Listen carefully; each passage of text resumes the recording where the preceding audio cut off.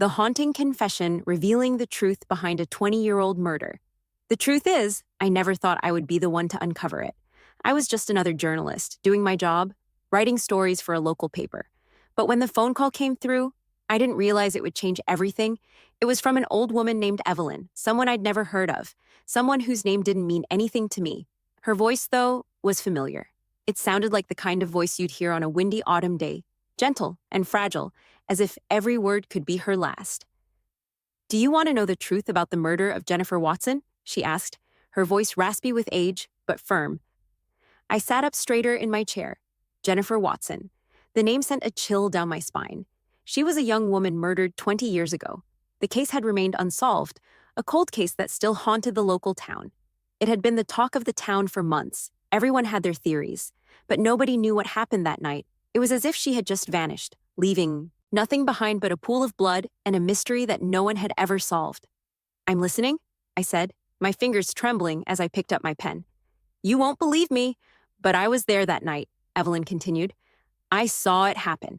I saw the man who killed Jennifer, and I know who he is." I could hardly breathe. There were so many questions I wanted to ask, but the first thing that hit me was a wave of disbelief. How could this woman, this stranger, know what happened all those years ago? How could she have been there? Evelyn's voice trembled as though reliving the nightmare. "I never told anyone, not even the police. I was too afraid. But it's time now. It's time for the truth to come out." I felt a cold sweat break out on my forehead. This was it, the story I had been waiting for, the one that had plagued my dreams for years.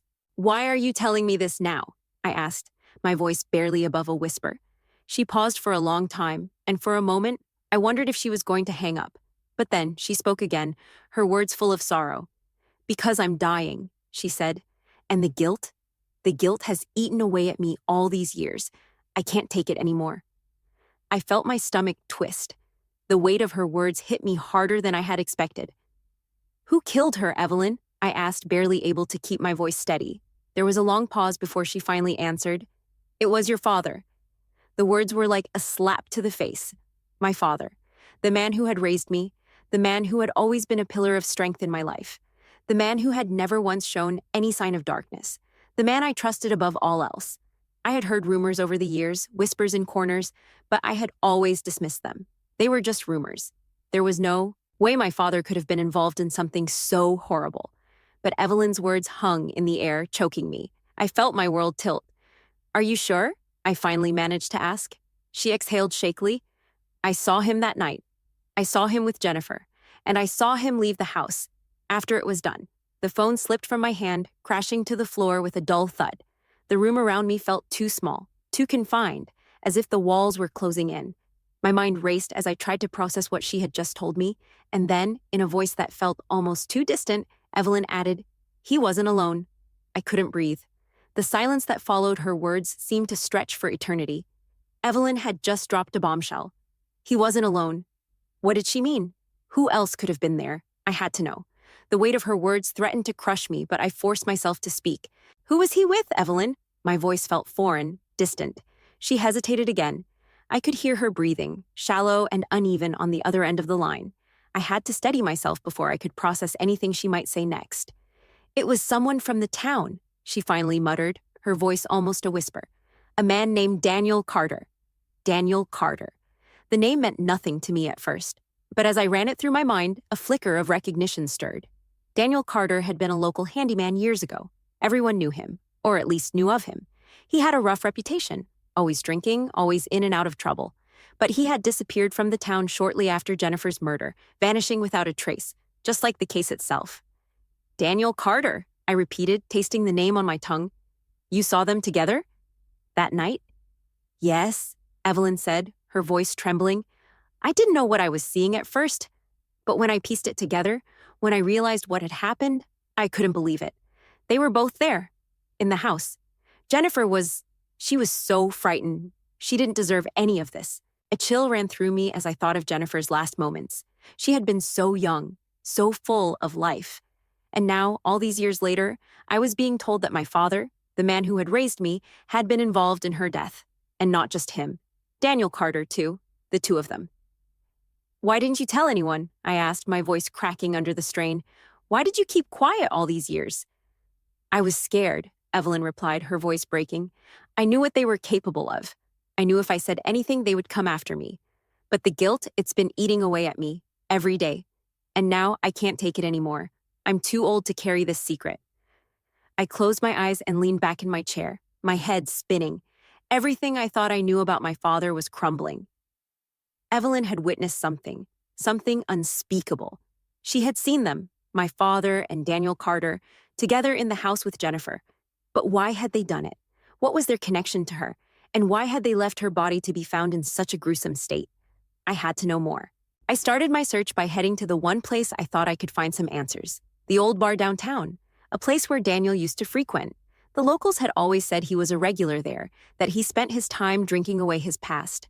As I walked toward the bar, the memories of the night Jennifer died seemed to claw at my insides. I was about to confront the truth, and I had no idea what I was going to find.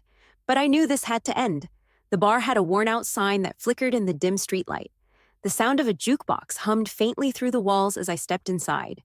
It was quieter than I expected. A few old men nursing their drinks in the corner, and a bartender polishing glasses behind the counter. I approached the bar, my pulse quickening with each step. The bartender looked up, his eyes scanning me briefly before settling into a half-interested gaze. I'm looking for Daniel Carter, I said, trying to keep my voice steady. The bartender hesitated, then wiped his hands on a rag. He used to come around here a lot. Been a while, though. Last I heard, he left town after, everything went down. I didn't need him to say it. Everyone knew. Jennifer's murder was still the town's biggest unsolved mystery. It was the kind of thing that lingered in the air, even after 2 decades. Do you know where he went? I pressed. He leaned in closer, lowering his voice. Some people say he's back. Been seeing him around lately, but he doesn't talk to anyone. Keeps to himself. Not much of a friendly guy anymore. I glanced around the bar. Can you tell me where I can find him? The bartender nodded slightly, then gave me a wary look. He's been staying over by the old mill, a rundown shack near the edge of town. But you didn't hear that from me. I thanked him and left, my mind spinning. The old mill. It had been abandoned for years, an eyesore on the outskirts of town. It felt like the perfect place for someone who didn't want to be found. I had to go there. I parked my car a little distance away and walked up to the front door. My heart was hammering in my chest, and every step felt heavier than the last. I was about to confront the man who had been a part of the most awful moment in my life. I didn't know if I was ready for what I might find, but I had to know. I had to know if Evelyn's confession was true. I knocked on the door. No answer. I knocked again, louder this time. Finally, the door creaked open. There he stood, Daniel Carter. The years had not been kind to him. His face was gaunt, his eyes hollow, like he hadn't seen the light of day in ages.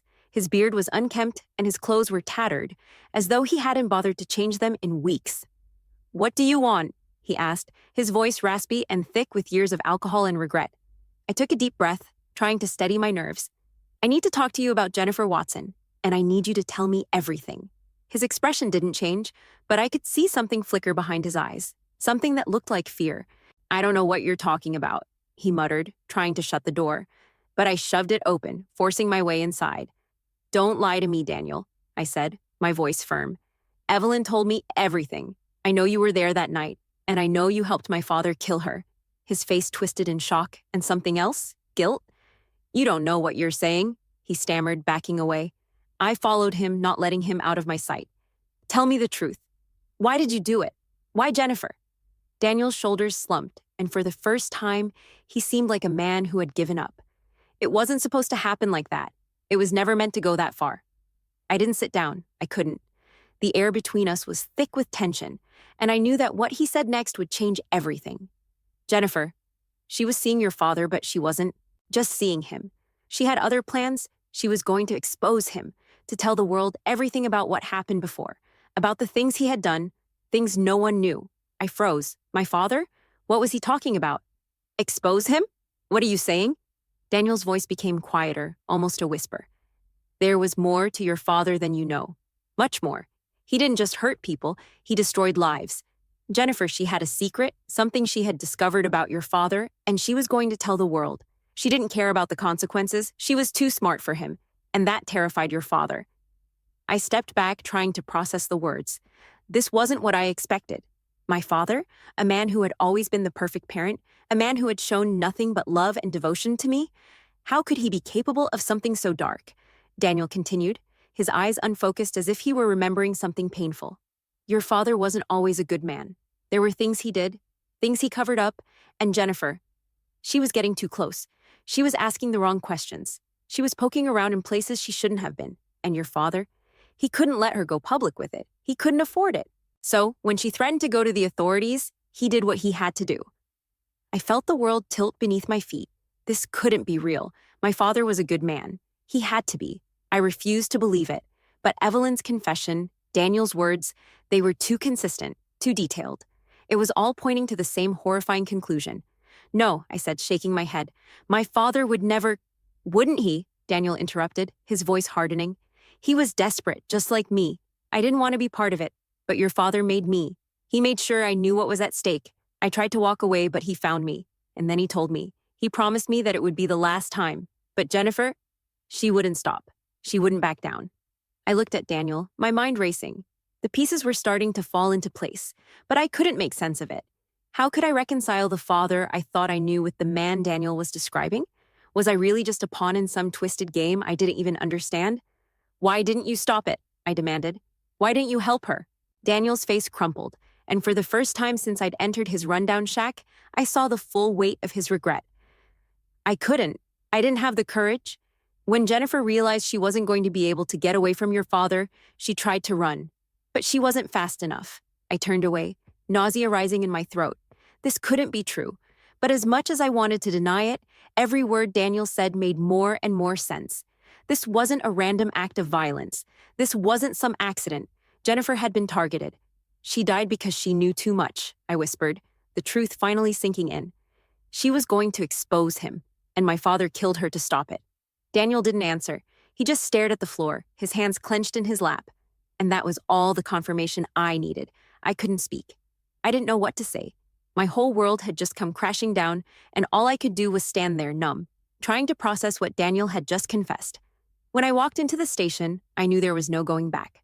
I was ready to face the consequences of my father's actions, even if it meant losing everything I had ever known, because the truth, no matter how painful, was the only thing that could set me free, and I wasn't going to let anyone take that away from me.